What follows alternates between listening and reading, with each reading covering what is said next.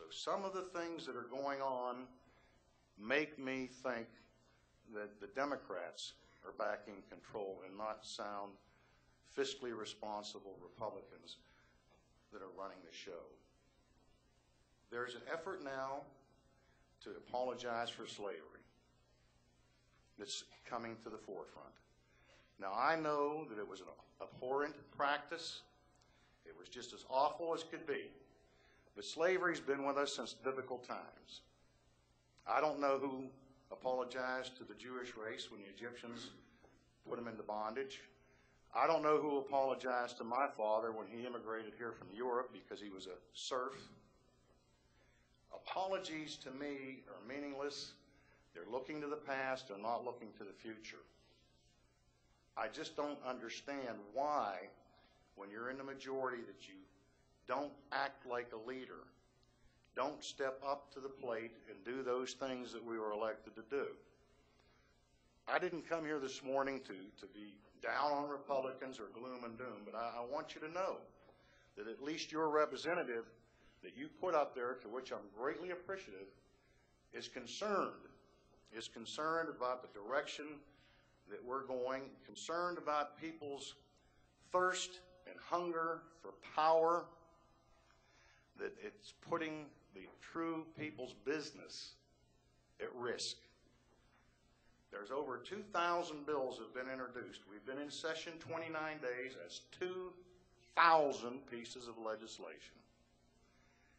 It's just unbelievable that somebody would introduce a bill just because somebody else asked them to, knowing full well that they're only introducing that bill to be able to say to the constituent, oh, I put that bill in for you.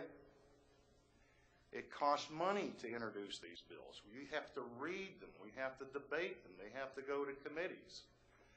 It's just senseless. And that's not to say that we don't recognize it, because every caucus meeting that we have, Glenn Richardson, a friend of mine, and the Speaker of the Georgia House makes the same statement. We're here for one thing only: pass a budget.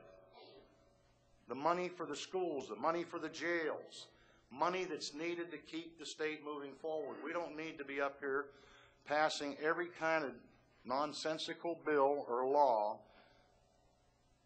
Get it together. You don't need these bills, but yet it's what's driving the whole system. Not everyone. I'm going to stand here and tell you, in 9 years, I've introduced the grand total of 0 general bills. 0. I have passed dozens of amendments to bills to make a bad bill a better bill, to make a bill at least worthy of something by an amendment. I do local legislation. We have senior citizens tax breaks. We have school tax breaks. We have breaks that are things that I'll carry when it comes to me from the county commission or from the cities. But I don't go up there to make laws and legislation to legislate people's lives that I know that's not going to go through. I hope that there's light at the end of the tunnel.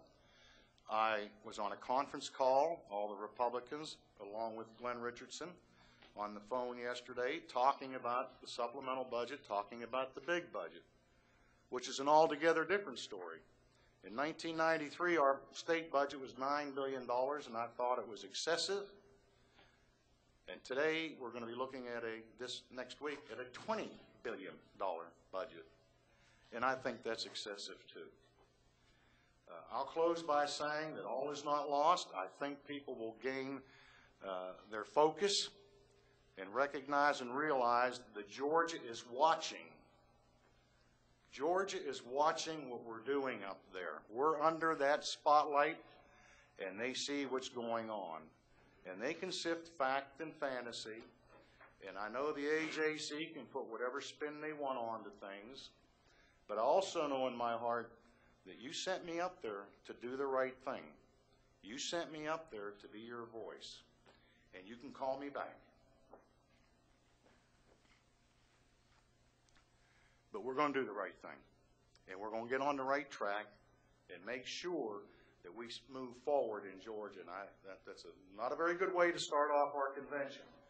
But it's the best I can do for you is just to tell you how I feel about it. And I hope that our convention today doesn't degenerate and add to that. Have a great day. Thank you.